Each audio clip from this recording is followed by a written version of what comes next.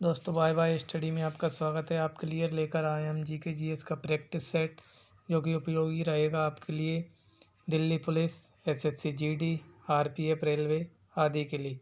दोस्तों स्टार्ट करते हैं। पहला क्वेश्चन, वर्ष 1917 किसके लिए जाना जाता है?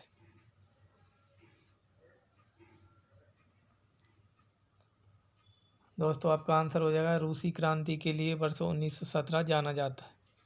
अगर आपसे पूछा जाए वर्ष 1917 में चंपारण बिहार में महात्मा गांधी के द्वारा एक आंदोलन चलाया गया था। 1917 के समय में ही पूरे विश्व में प्रथम विश्व युद्ध चल रहा था जो कि 1914 से 1918 के मध्य तक चला था। अगला क्वेश्चन है दोस्तों, भारत सरकार की कौन सी योजना भारतीय शहरों को गंदी बस्तियों से मुक्त बनाती है?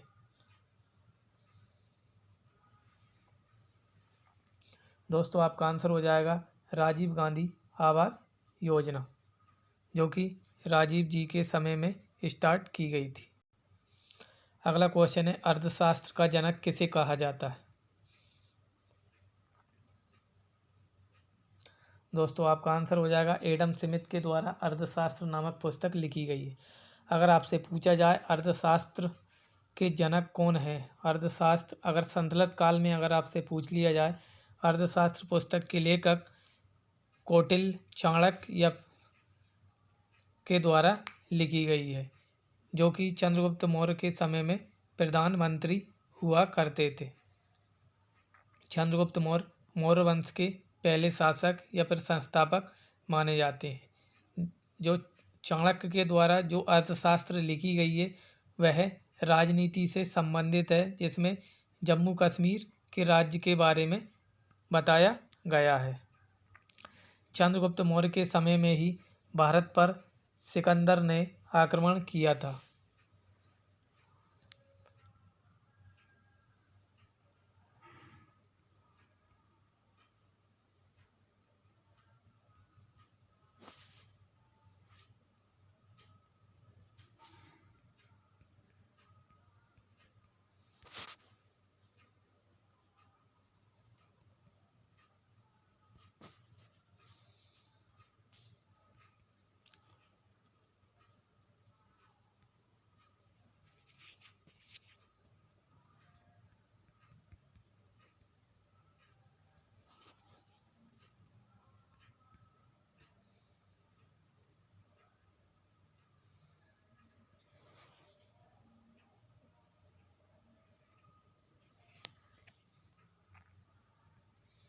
अगला क्वेश्चन है दोस्तों, विश्व की सबसे लंबी नदी कौन सी है? यहाँ पर आपका आंसर हो जाएगा विश्व की सबसे लंबी नदी नील नदी। अगर आपसे पूछा जाए विश्व की सबसे चौड़ी नदी कौन सी है, तो दोस्तों आपका आंसर हो जाएगा अमेजन नदी। अगर आपसे पूछा जाए भारत की सबसे लंबी नदी कौन सी है, तो आपका आंसर हो जाएगा गंगा नदी।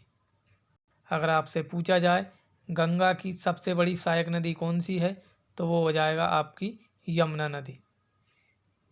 दिल्ली शहर आपका यमुना नदी के किनारे ही स्थित है।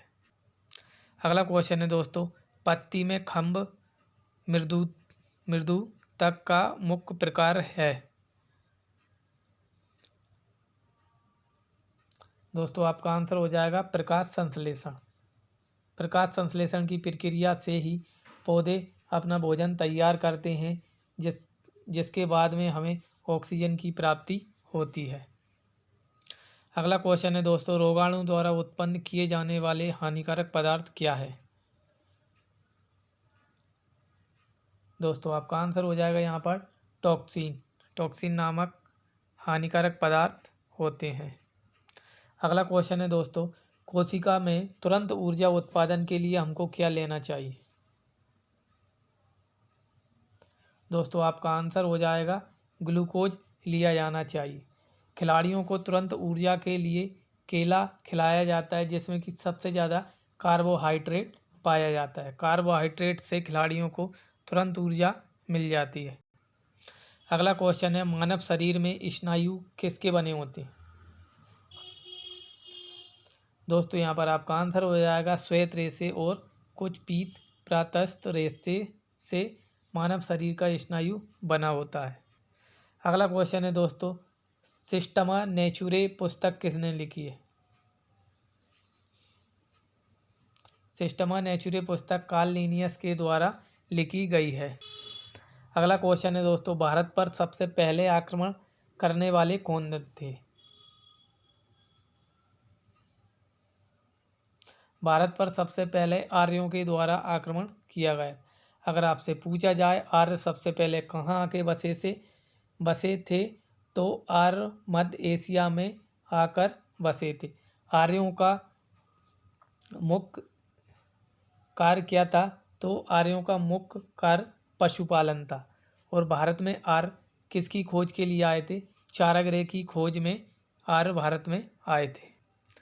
अगला क्वेश्चन है, नियामगिरी पहाड़ी किस राज्य के कालाहांडी जिले में स्थित है? दोस्तों आपका आंसर हो जाएगा उड़ीसा राज्य में स्थित है। अगला क्वेश्चन है दोस्तों, चक्रवात कब होता है?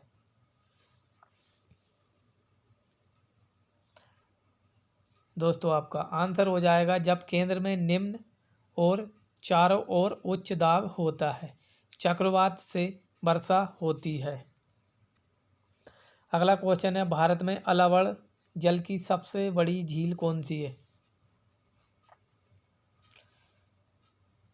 दोस्तों आपका आंसर हो जाएगा वूलर झील, जो कि जम्मू कश्मीर में स्थित है। वूलर झील को ही मीठे पानी की झील भी बोला जाता है। अगर आपसे पूछा जाए भारत में लवणीय झील कौन सी है, तो वो हो जाएगा आपका उड़ीसा में पुलिकट झील स्थित है। दूसरा हो जाएगा आपका सामर झील, जो कि राजस्थान में, जिससे सबसे अधिक नमक की प्राप्ति होती है।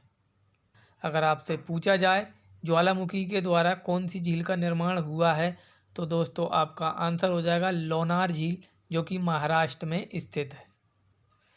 अगला क्वेश्चन है दोस्तों, प्रयोगशाला में संश्लेषित किया गया पहला कार्बनिक यौगिक कौन सा है?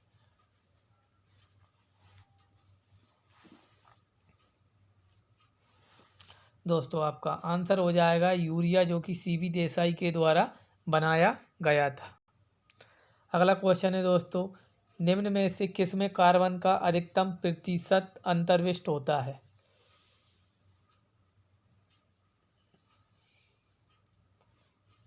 दोस्तों आपका आंसर हो जाएगा डलवा लोहा में सबसे अधिक कार्बन की मात्रा पाई जाती है। तो दोस्तों आपको हमारा ये सेशन कैसा लगा, प्लीज़ लाइक और कमेंट करके बताएं और हमारे चैनल को सब्सक्राइब करें। मिलते हैं दोस्तों अगली क्लास में। जय हिंद, जय भारत।